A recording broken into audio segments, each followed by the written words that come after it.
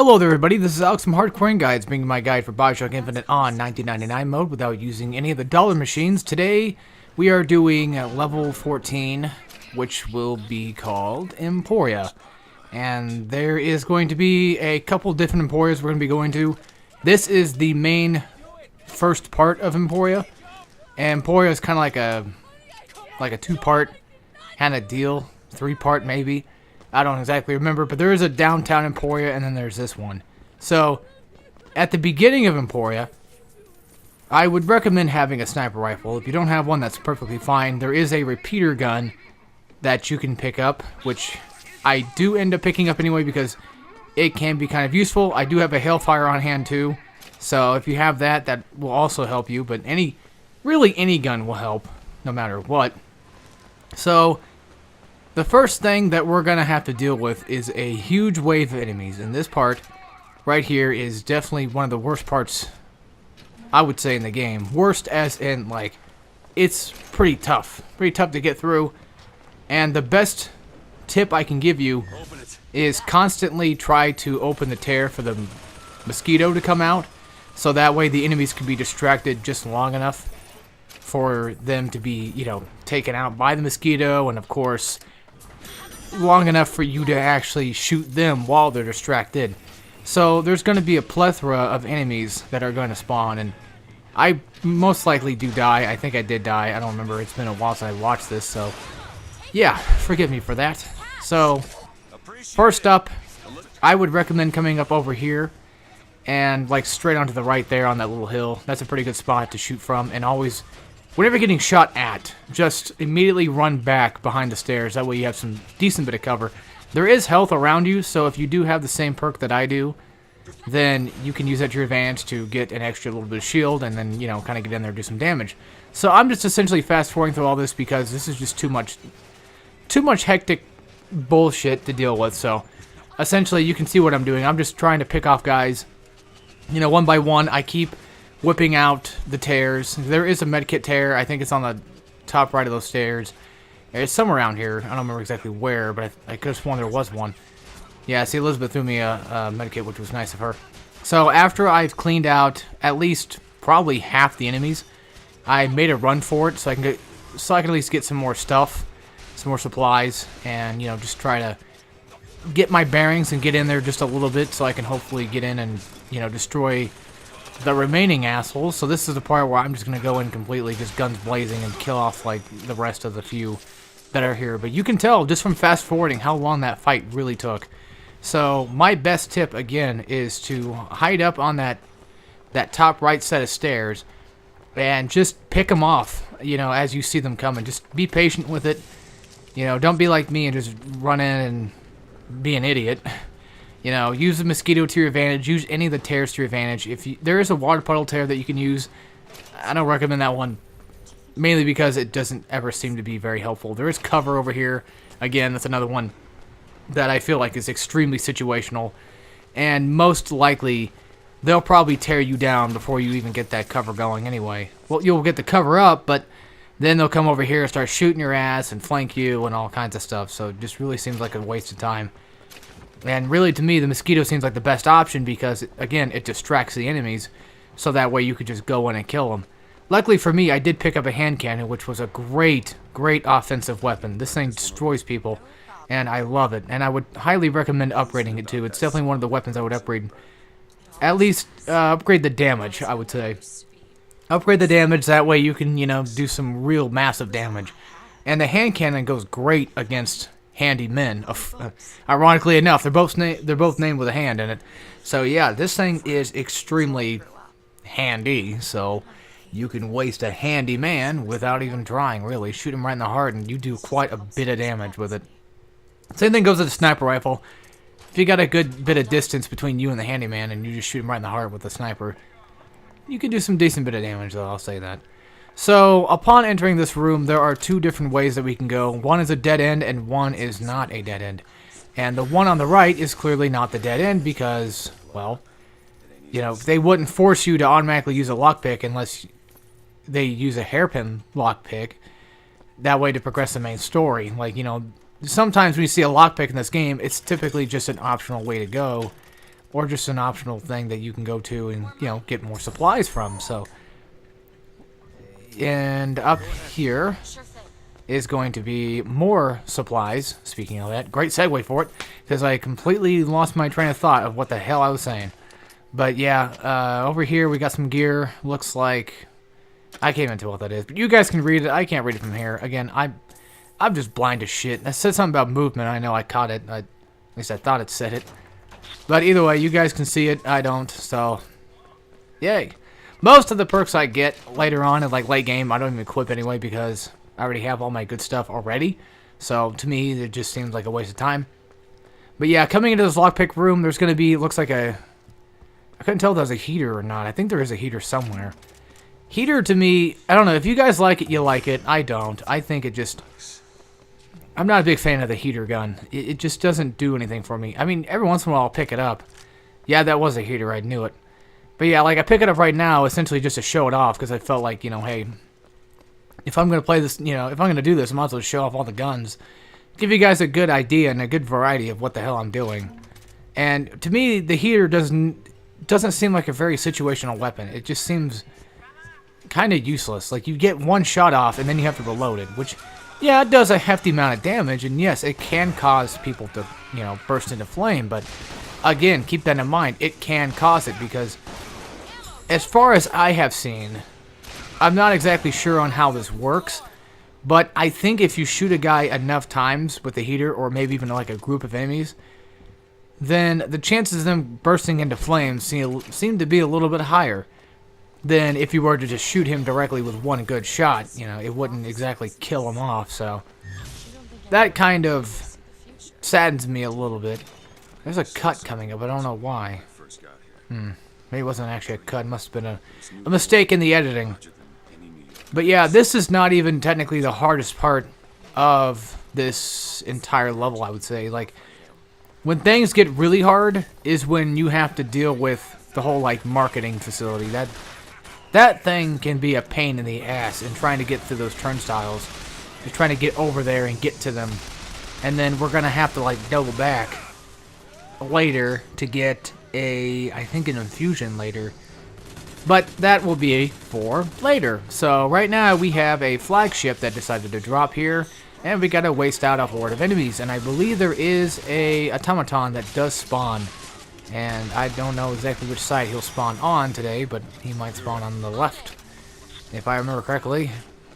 There he is, yes. So he's climbing toward the left. I decided to open a tear to my own automaton and let him deal with the other 10 men, so 10 man.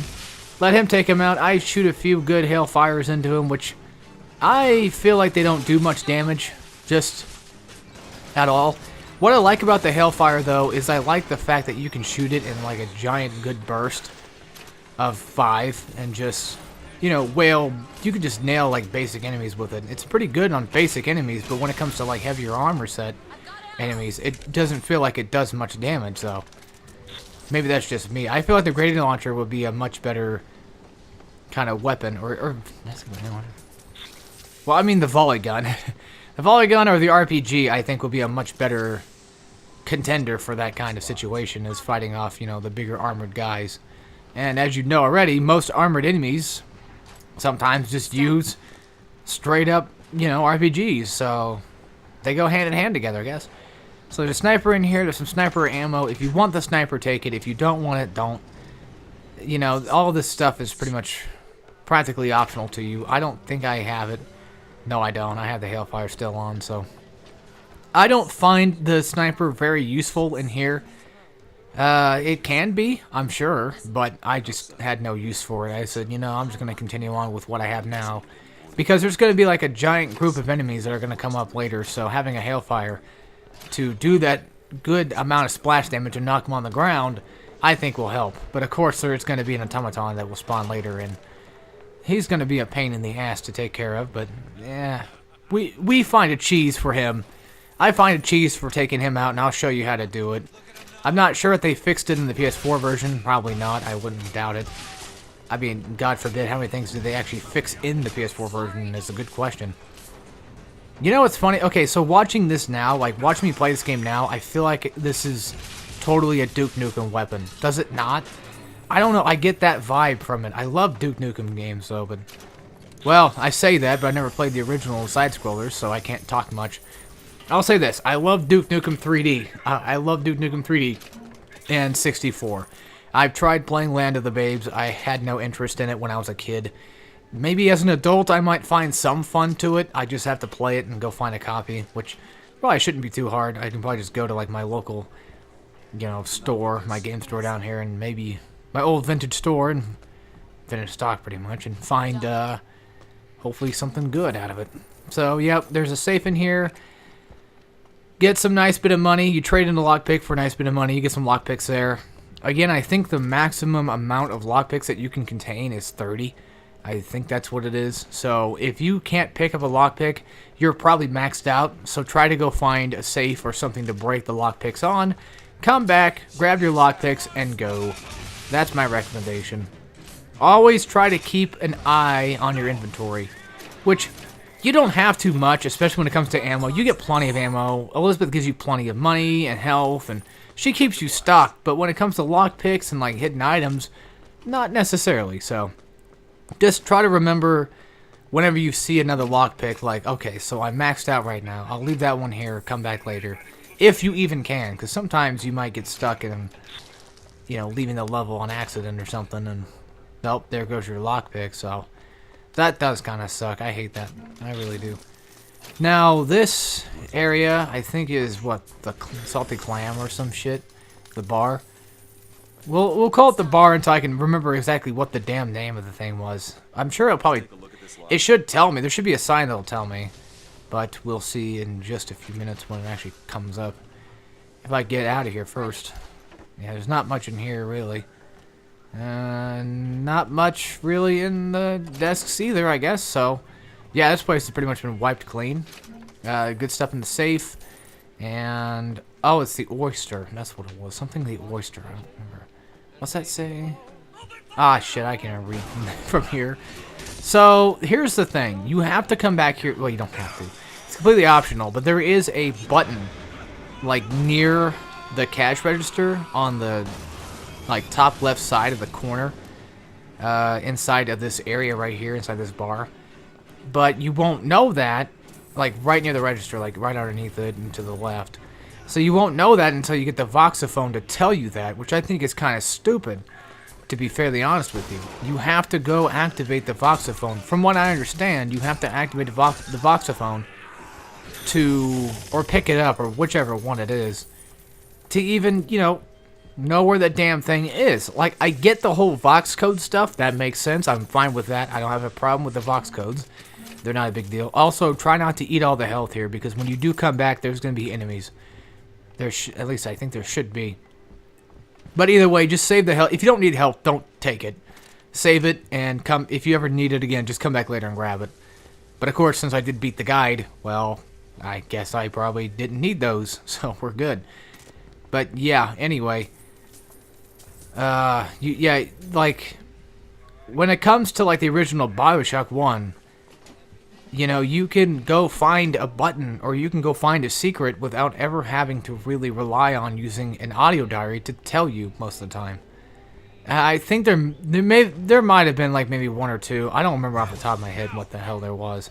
But I could have sworn that most of what you can do in that game, you could just do on your own. And I highly support... I love games that do that. I support that kind of system in games where if you've beaten a game once before, you know, and you know what to do, we're not going to stop you from doing that.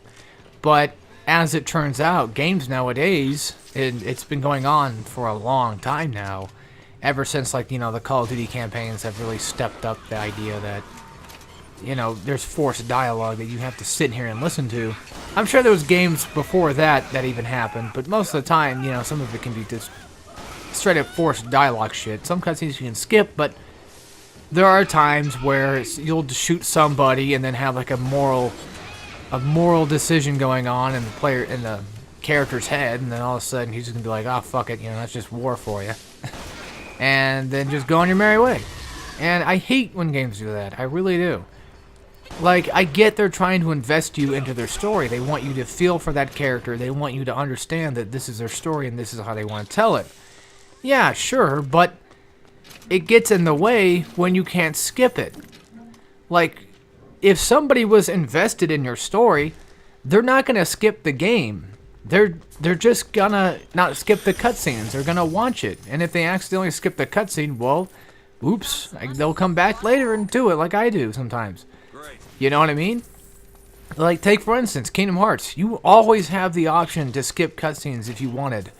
Yes, there's a lot of them. There's a whole load of them too. Yeah, they get a little bit tedious to skip through when you're going through your next playthrough, but you still have that option, and I love that. I mean, I understand that making games is really fucking tedious and hard, which it is.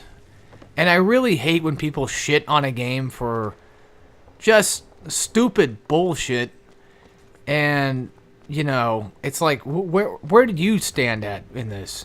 Like, if a game does something that somebody doesn't want, you know, like, just like one person doesn't want it, you know, it's like a small nitpick. It's like, or let's just say this, graphics or something like that. Somebody bitches about the graphics, about a game that's at least good or decent. You know, it's like, where the fuck do you get off with this? Like, you know, you're just an asshole. Do you know how hard it is to make a game? Let alone, you know, design the, you know, how graphically great the game could be? Which is why I feel like when games focus too heavily on graphics, it deteriorates in gameplay. Majorly. I'd rather play a game than watch a fucking game, okay? Yeah, sure, your game looks nice, but where's the game? And that's what I feel like when it comes to fucking casual idiots that don't understand how games kind of work. I mean, granted, like I said, if you want to go for a graphic-heavy game, go for it. But at the end of the day, remember that you're making a game. Even if it's a story-based game, like Telltale, for example. Like, I feel like they can do a decent job, I just don't care for their games. You know, I like the stories, I just don't like the fact that I have to, whenever I put down a controller, all of a sudden a QuickTime event comes up and scares the living bejeebus out of me, and I have to fucking press a button. That, to me, is annoying, but it still is a game to me, so, yeah. Just take what I say with a small grain of salt, you know, everybody has their own opinions, I get that, but there are people that have bitched about just stupid shit to me, and it makes me so infuriated just to hear it. But anyway, back on topic, what the hell am I doing? Well, as you saw there, I was hiding on these back stairs here, and just wailing away on the Tin Man, because that seemed to work. So that's my cheese for fighting this little mini-boss off. Just stay back here, and whenever you stop shooting, just run up and shoot him, and go back and forth, and you should be fine.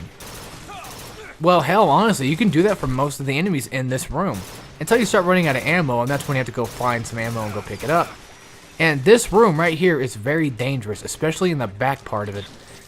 So you see those stairs in the back of it? Yes, those are very dangerous.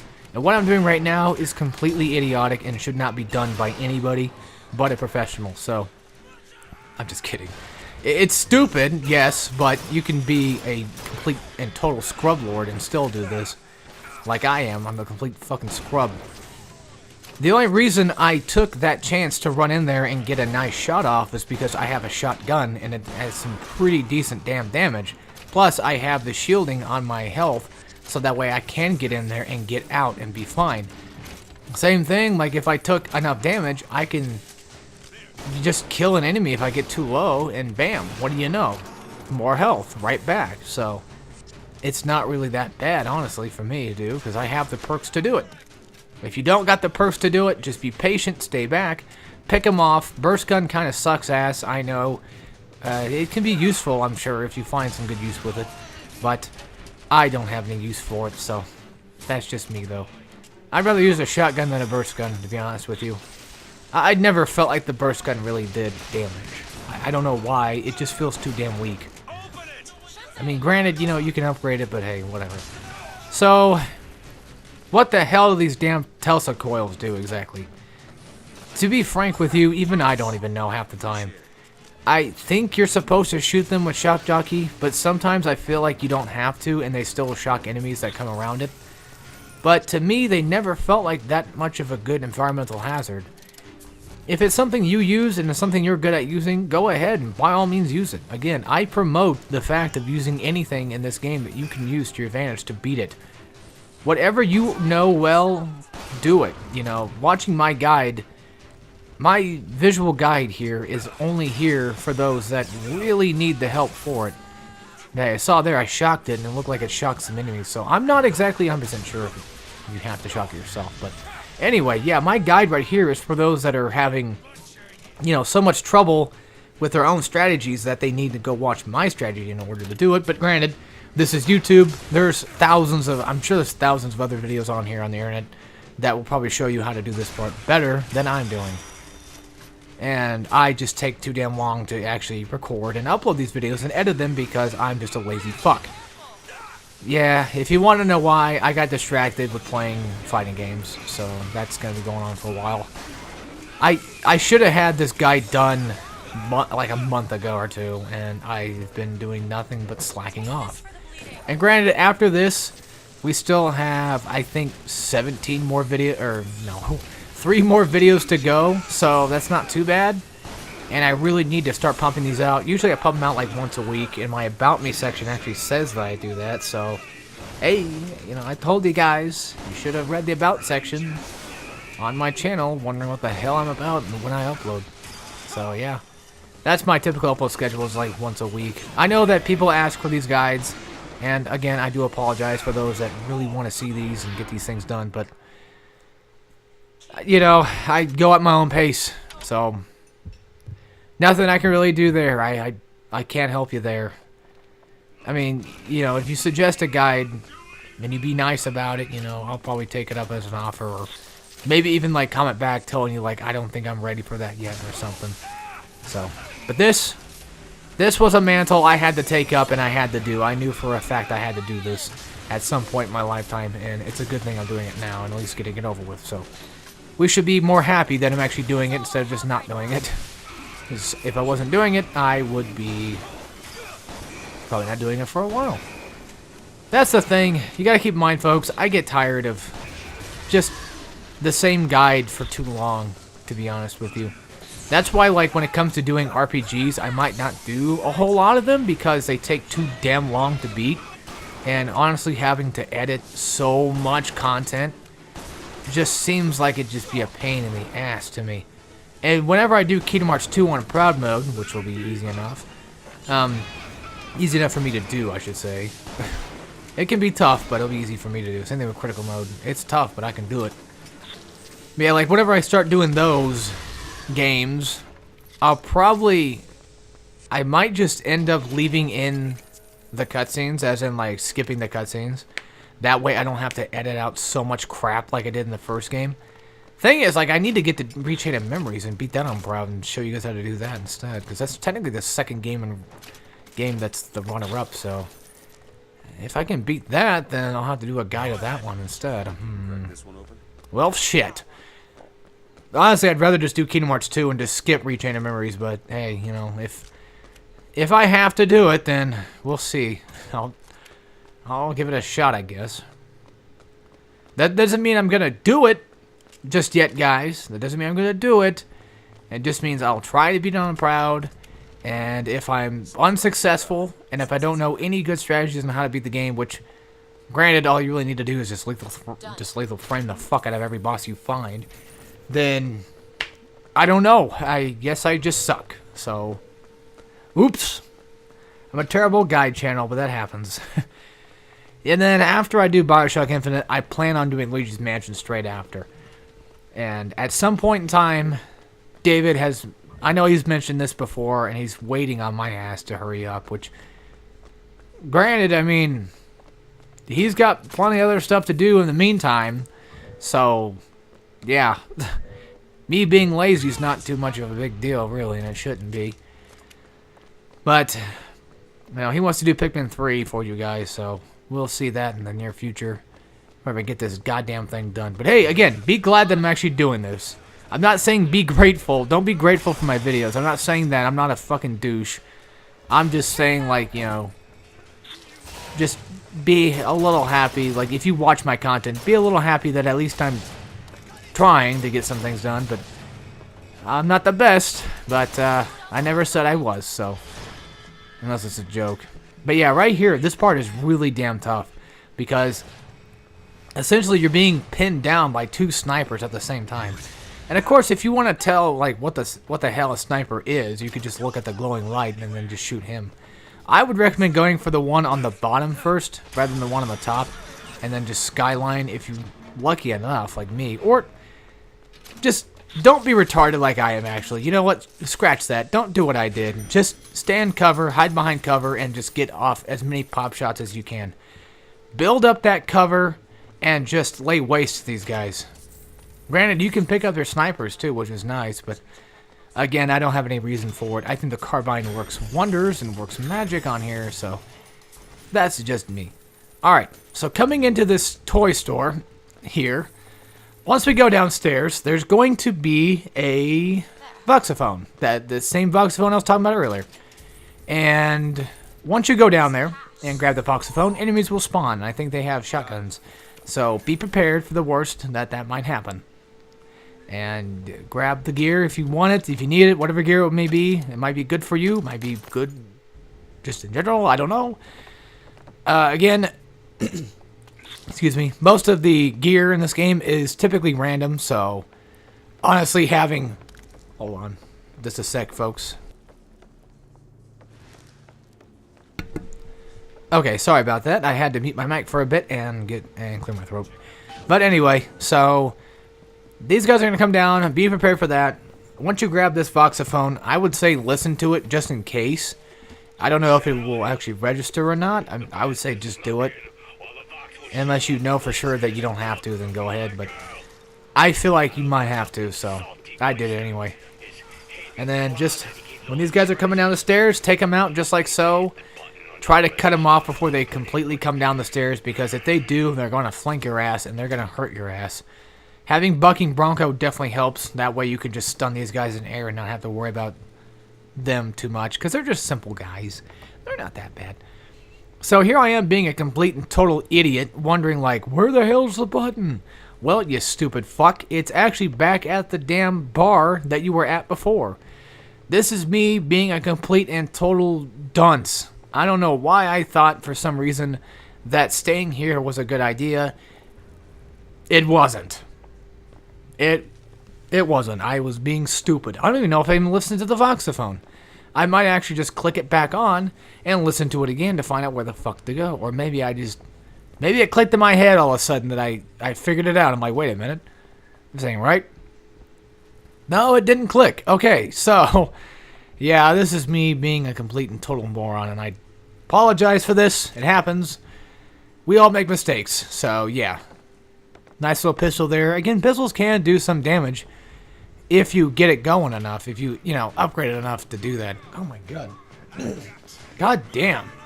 What is in my throat, for fuck's sake? I'm trying to commentate, and this happens every time I try to commentate.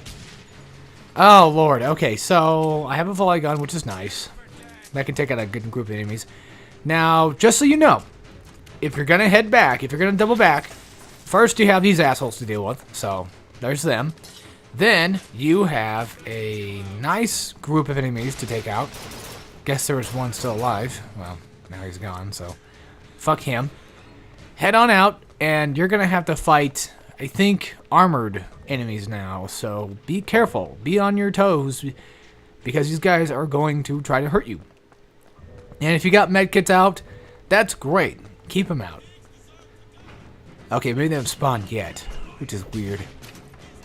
Yeah, I'm surprised. I kind of figured they would have spawned by now. There they are. Okay, so looks like he's a Hellfire. I think so. Yes. My tip with these guys: Bucking Bronco, knock him in the air, and then get some nice, good damage on him. If you still have medkits left over, grab them, get the shielding for it, and then just go straight ham. Again, if you guys are wondering like what kind of gear I have, I would suggest probably just asking on the comments, if you might have missed something. Granted, I might not exactly remember all the stuff myself, but I can tell you the best gear to have is Sheltered Life. So, again, I say it in every video, and I'll keep saying it in every video. That way, in case people don't know, Sheltered Life is the best thing that's happened in BioShock Infinite. It's the best gear you can get, I believe. So, maybe you might know better gear than I do, but I'll say this. When it comes to this original version of BioShock Infinite, I tend to find that the Sheltered Life gear is the best. So, upon entering here, we have a nice little infusion and a new Vigor to use. So this is Return to Sender. This you can get early on, like right now, or you can wait till later to get it. And I would suggest taking the time to come and get this. So again, when you go to the toy shop near the turnstile, go down the stairs, find the Voxophone, head back to the Oyster Bar, or whatever it's called, this place right here. Go toward the cash register machine and find the button. Click on it and come in here and you'll have an infusion and another Vigor, which is Return to Sender, which as soon as you get Return to Sender, start upgrading it. Save your money and start upgrading it. Both. Get both upgrades. I am not lying to you. I am shitting you not. Do it. This will help you with the Lady Comstock fight massively. Not only is one upgrade basically send for less, which essentially just, less salts you take up, but the other one is imperative to that fight. Because essentially what it's going to do is you are going to be able to consume ammunition while you are absorbing, or while you're holding down the Vigor button, which can, help you on the spot with ammunition, which you're probably going to end up running out of. And also, quick tip with Return to Sender, it already comes good enough as is. You can beat Lady Comstock with it, but I highly, highly recommend you upgrade it. I would suggest just doing it. I spent I think a couple $1,000 just trying to upgrade it. I don't remember exactly how much, but I had a couple thousand by the time I did go upgrade it. So there's 2 upgrades, I think, and it's, like I said, I think it's totally worth it.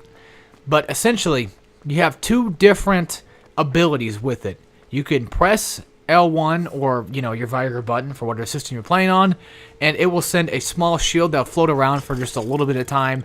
That's great because you are shielded and protected from almost everything.